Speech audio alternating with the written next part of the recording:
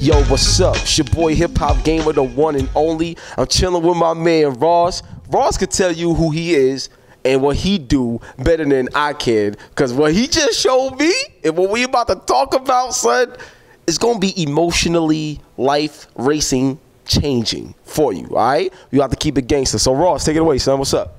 Hi there, I'm Ross Gowing. I'm a senior game designer on Grid 2. Cover all range of things from the single player career, do a bit of on-track action, and yeah, just really excited to be working on such a great game.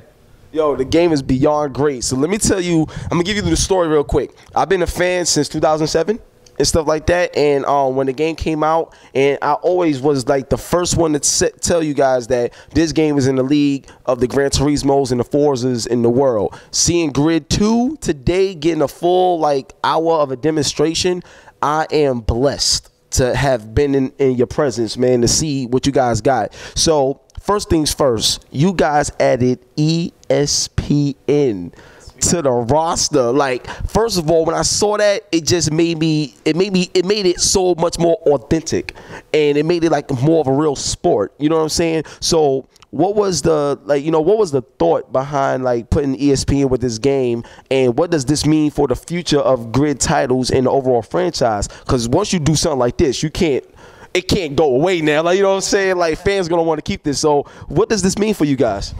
Well, what we really wanted to do is like bring believability and realism to the single player career. You know, we didn't want to just make like a fake thing which people wouldn't buy into. And by getting ESPN on board, we really make it sort of legitimate and yeah, really immerse the player, make them feel like they're part of a real world global phenomenon.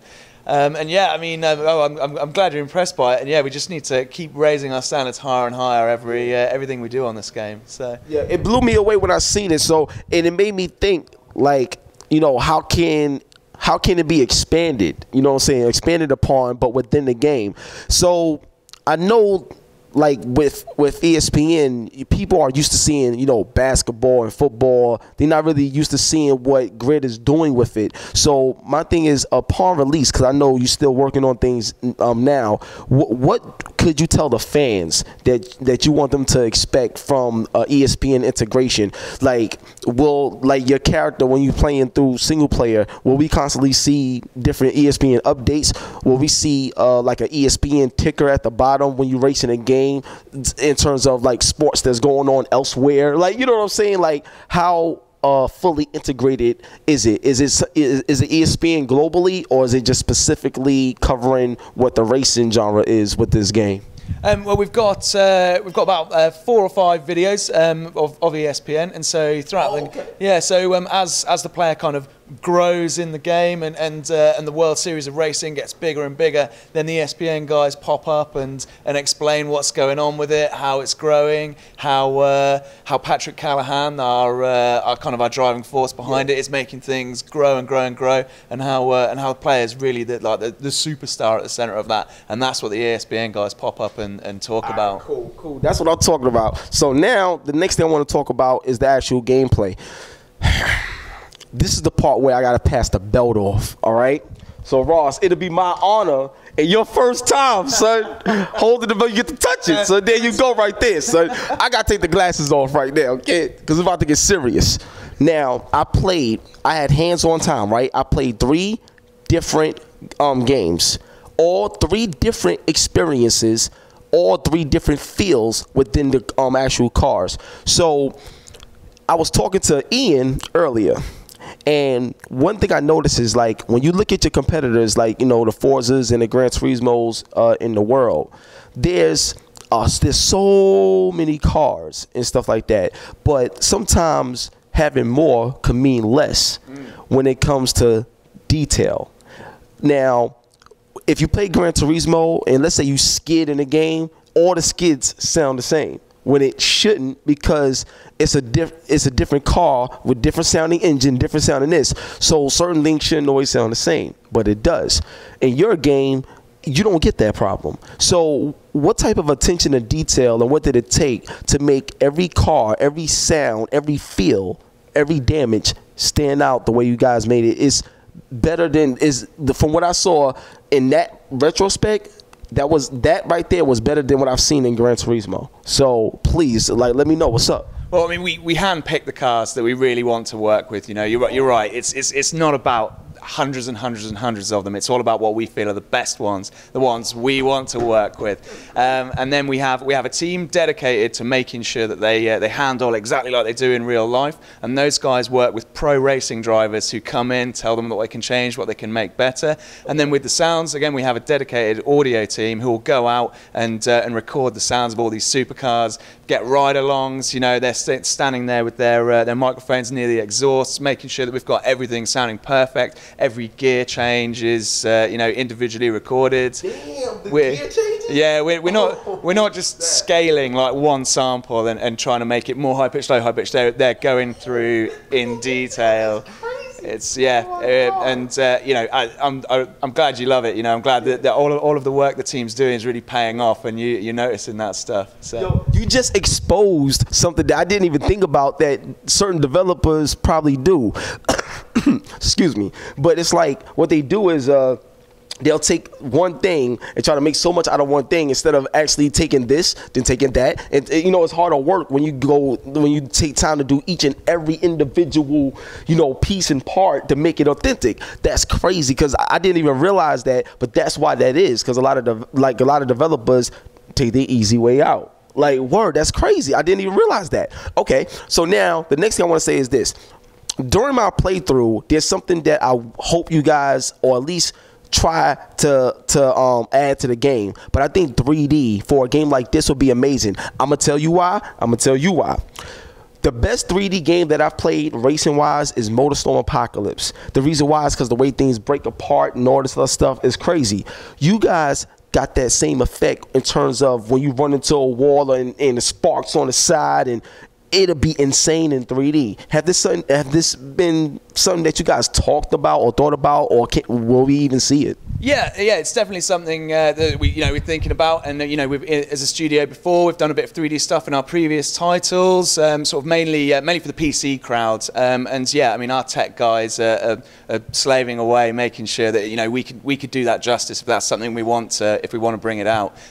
So yeah, I have every faith that if we go with it, it'll be. Oh God, it's coming out in May, so I hope that's enough time. Like, you know what I'm saying? I would love to see 3D, because like I got the Samsung 65-inch ES8000 TV, and it's CMR 960, and I would love, me personally, it'll mean a lot to me to have 3D in this game.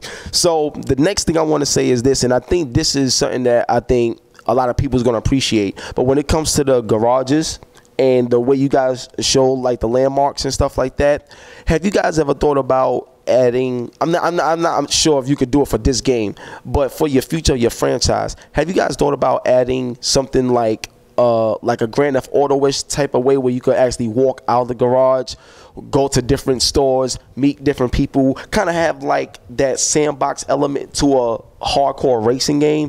Because that's something else that I think will separate you guys from the competition, and it's something I think people are afraid to do. And with the new systems coming out with the PlayStation 4 and the next Xbox, I think these are the type of things that are possible for the future of Grid. I think this would be amazing for you guys. What's up? Well, yeah, we had a couple of conversations about it, but we don't have time to sort it out for this title, I'm afraid. Okay. But yeah, no, I see what you're saying. That it would be something amazing. So yeah, we'll keep it in mind for the future. And if we're guaranteed one sale to you on the strength of that, then yeah, definitely, like that. I'm sold already on that.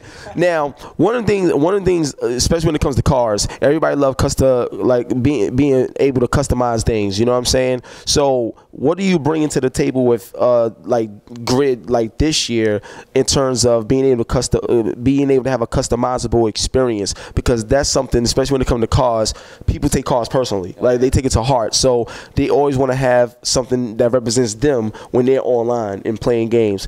You guys got anything for the fans that they're going to love and appreciate? And even if not in this build, in the future or even after release? Yeah, in this game you can take any of your cars, you can paint them, you can choose patterns, stripes, flames, whatever you want. Choose what colours you want it. You can choose what number you want on the side of it. You can, you can fiddle around with the wheels a bit. So yeah, you can really stamp your identity onto it. Yeah. So. Cool. No problem. Now, another thing I want to ask, I only got a few more questions for you. Will there be a demo for this game that you guys got playing and stuff? At the moment, not too sure. I think again, it's something that conversations are going on about, and yeah, the guys back at home are working out whether we're going to do one. But we'll let you know as soon as we make the decision on that. Don't you worry. All right, cool. Vehicles, how many? Because my thing is, I don't think that because in the world of DLC and everything like that, I know there's like more that can be released after release, but right off the gate, you know, how many vehicles we can expect, and like within those vehicles, you know, what's some of the special, if there's one car you could tell me that we probably don't know about, but that's like a special car that you might get through your single player experience, can you like let the fans know, give us a little teaser? Well, I mean, for a start, we'll have, I think it's around 50 straight out the bat, and in there's a mix of classic American muscle, some Japanese domestics, some supercars, stuff like that. In terms of special cars in there, the Pagani Huayra, which is their new supercar, and it's an absolute monster. It's insane. Yeah, so the players have got that to look forward to. Wow, yeah. Crazy. Now, another thing I wanted to say is you had mentioned that you got California in here in terms of maps and stuff like that. You didn't mention New York. Is there a reason why you didn't mention New York? Because we in New York right now, and I would love to see New York in Grid. So is this a plan, or is there a reason why it's not in it? What's up? Can you talk to me? Well, we've got Chicago, we've got California. I think with New York, out on the streets, there's not so much overhead. Whereas with like Chicago, we've got all the overhead railways, and that sensation of speed that gives you, you know, that's something we really wanted to do justice. So that's the reason. All right, no problem. Now, have you ever last question? Have you ever thought about like adding some sort of I would say like a level editor to Grid? I think that would be like insane, because with the type of cars that you guys have and with the type of like damage and control and stuff like that, imagine like creating a level where you could actually extend the playability, like, I mean, limitlessly, you know what I'm saying, for your game. I think that'd be crazy. And I think that when you look at your competitors, they don't have anything from a level editing standpoint that's real deep. I know Gran Turismo have a little something, if I'm not mistaken, but like I think you guys is in such a good position to take what they've done on a little scale and make it a big scale and make it yours. You know what I'm saying? What's up? Like, do you guys got plans to even do that, or have you guys talked about that as well? Well, if we're going to do it, we'd really want to do it absolutely justice. You know, do it proper. But one thing we have got in this title is live routes, where in some of the race types, as you're driving, the game will switch out some of the corners and some of the sections of track. So yeah. Oh, no, wait. So. Wait. Say it again. Say it again. It's live routes. So, for example, you're in a city, and what we do is we take all the different routes you could take through that city, and in some race types, as you're driving along, the next block up, the corner up will be different when you go back there the second time, and yeah. In the same race, in the same. Yeah, in some of the race types, yeah, they'll switch around. That's something we announced late last year, and we're really excited about, and we think players are going to love it too. Yo, that is sick. I never seen that before. Like, y'all got that up and running right now? I don't think we've got it, and the build we've got with us today. I'm sorry, but oh my god, that is sick. Like, yo, y'all give me some dap on that. Like, that's crazy. So, well, on that note, I know he got to go. He still showing like a whole bunch of like game demos off to like a lot of other journalists that's come here to see it. But damn, thank you. You know what I'm saying? And God bless. Like this, yo, I've been waiting for this game for 6 years. It's finally here. It's finally coming in. What's the day that it's coming out? It's May the 28th in the US. May 28th in the US. And it's what platforms is it hitting? It's coming out on Xbox 360, PlayStation 3, and PC. No Wii U? I think that they're thinking about it, but I don't know offhand, I'm afraid. Wow, that's very interesting. Now, One more question. All right, one more question. All right, before I go, because I'm not sure if you're aware, but PlayStation 4 is supposed to be announced on February 20th, right? They already like been hyping it and stuff. Do you think, like, I mean, I'm not sure if you guys saw any of the new tech or whatever, but with a game like this, you know what I'm saying, if there's a chance where it could be ported to the next PlayStation, because it's supposed to launch this year from what we're all hearing, like, is that a possibility, or has that been brought up in conversation?